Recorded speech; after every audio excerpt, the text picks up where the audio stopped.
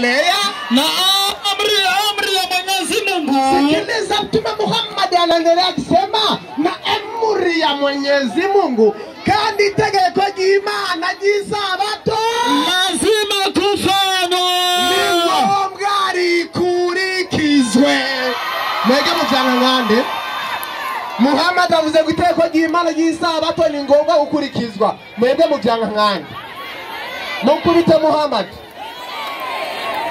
mugifurere bacavuga ngo nanga bakongera ko marsh. Mtarudi kwa swali. Wewe utakuja kurudi umalize game. Mwalimu wa Kiislamu ambaye ni Haji Idrisa aje aulize kama amejibiwa swali lake.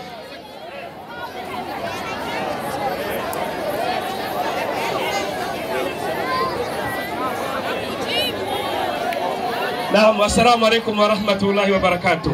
Wa alaikum salam wa rahmatullahi wa barakatuh. Wallahi ndaryohewe cyane. Ikiryoheye ni nko gutera umupira mu igori tagira ngo muzamu. Uti kubera iki?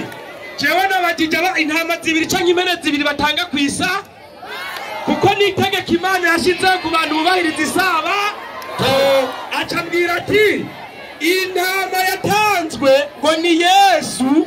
Mugatubwira umuntu umwe kandi Bibiliya yavuze intama canke impene zingahe? Zibiri. Shanda kene yunagira kabiri tureka Yesu. Oya wasanga ari vya bisumba. Bazuri byari byabasumba wina. Takbir! Allahu akbar. Allahu akbar. Warabwanya no kwari muto nabakanyaga. Bacho. Mwarimu, twebwe abayisilamu nta munsi numwe w'Imana wavumye ndagusubiriyemo.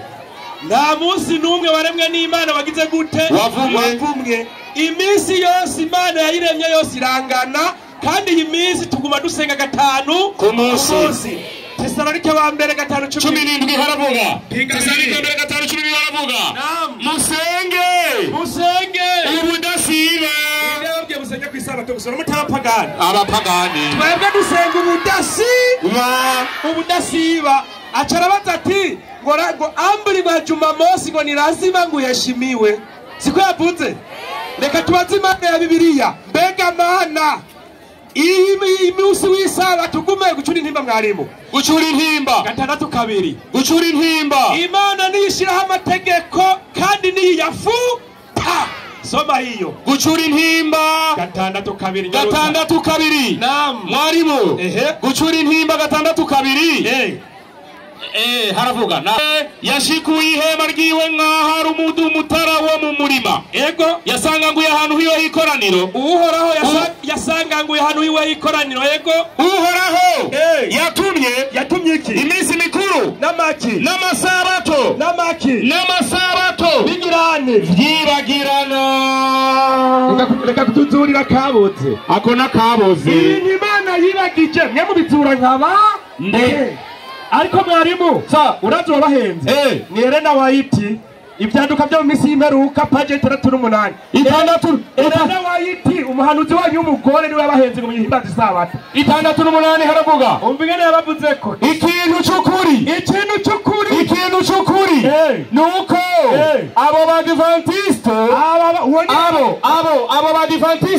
abanyene badventiste umunsi w'indwi abo bibereye munsi y'ibendera rya Satani.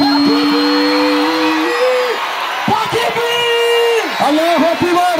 Urabizi ko era n'umuhanuzi wanyu w'umugore wabwiye ko muri munsi y'ibendera rya Satani. Ikibazo canje iryo bendera muzorivamwo mbega riduzande. Gira ni Pasiteri Jerupe. Salamu alaikum.